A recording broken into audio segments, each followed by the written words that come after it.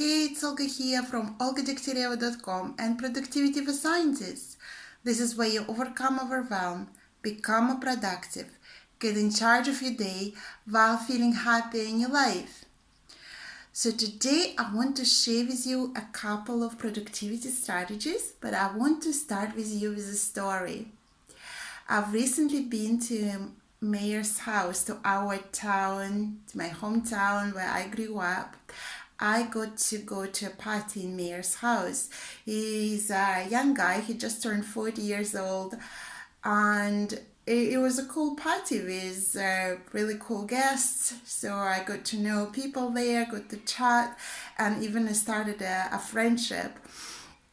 So first we were all talking together, and then as party continued we formed like smaller groups, and there I was with another lady and a guy. We were chatting, and I mentioned something, like I was telling a story, and I mentioned that I'm a productivity coach. I think I was saying that I was like 2 minutes late, and I'm never usually late. I'm usually on time or early. And it's like, oh, productivity coach, tell me how to be productive. This is the one person said. Give me one strategy how I can be more productive.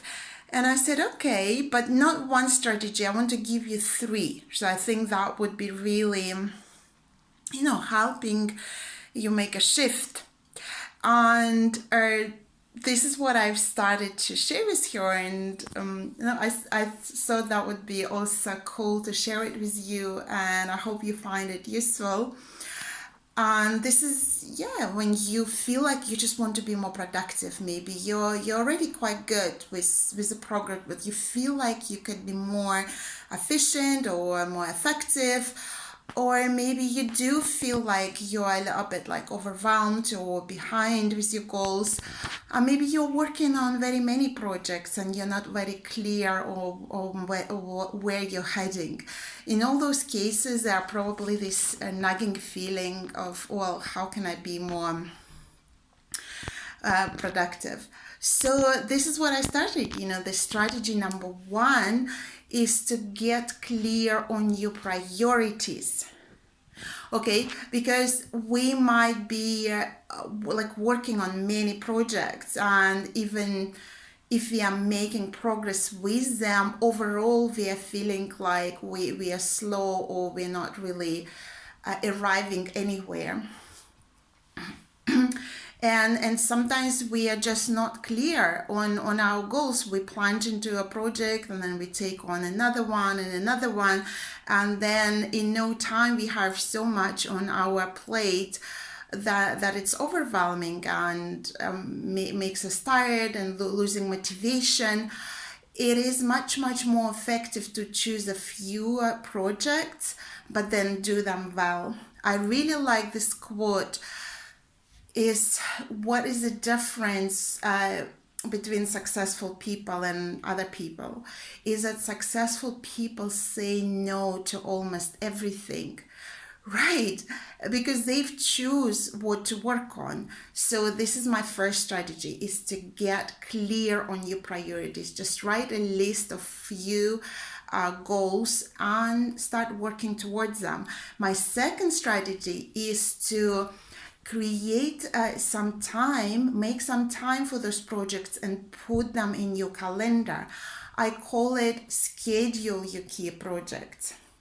Right, you're probably already using your calendar for scheduling your external appointments, such as doctor appointment, dentist appointment, meetings at work, teaching. But it's also very effective to use your calendar to schedule internal appointments. The appointments with yourself is to work on that paper. This is a 2 hours when I'm going to be writing this paper. Or it's to work on the job application. There's a lot of these kind of situations among my clients when they know they need to start looking for a new job, but there is never time. So I always suggest open your calendar, find time, and write their job application, even if it's 1 hour once a week, every week. It's still a really good start. For the paper, it could be 1 hour in the morning every day, or it could be a longer chunk of the day, once a week even, or a couple of times a week. It's all matters, and it all brings you further. And it's all went quite well with my listeners at the party, and they were nodding, so I think they were actually doing it. And when I said the scheduling, this other lady, she said, well, yeah, I'm doing it, but I don't manage to get any focused work done, because as soon as I sit down, there is like a phone rings, and like as I'm either my friends and they're telling me, oh, let's do this, or there is a colleague and asking to do something on a different project, and then I never get done what I said to do. And I actually smiled at this point because it was so familiar, because it is a content of my many calls with my group coaching clients and my private clients. So this problem is really universal, and you might be resonating with this. As soon as you sit down, first you can't find time for your paper, but then as soon as you find time for your paper and you sit down, there is a distraction or there is an interruption. And this is where the third strategy comes in, is to protect that time, is to set the boundaries for yourself and for others, and say, well, I'm going to put my phone on the flight mode. I do it regularly, every day, several times a day. I put my phone on the flight mode. I'm not available. I'm not to be disturbed. I also notify the people around me so that I am not to be disturbed. And in this time, they get used to it. They know that I value my time, I value my focus, because as soon as someone rings or there is an email and a ping, you go and check it and you lose your focus and you don't make any progress with your project.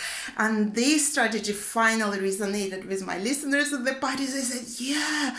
And the thing is, as among my clients, for some, it is really a revelation. It never occurred to them that you could switch off the phone or put this on the flight mode or close down the email.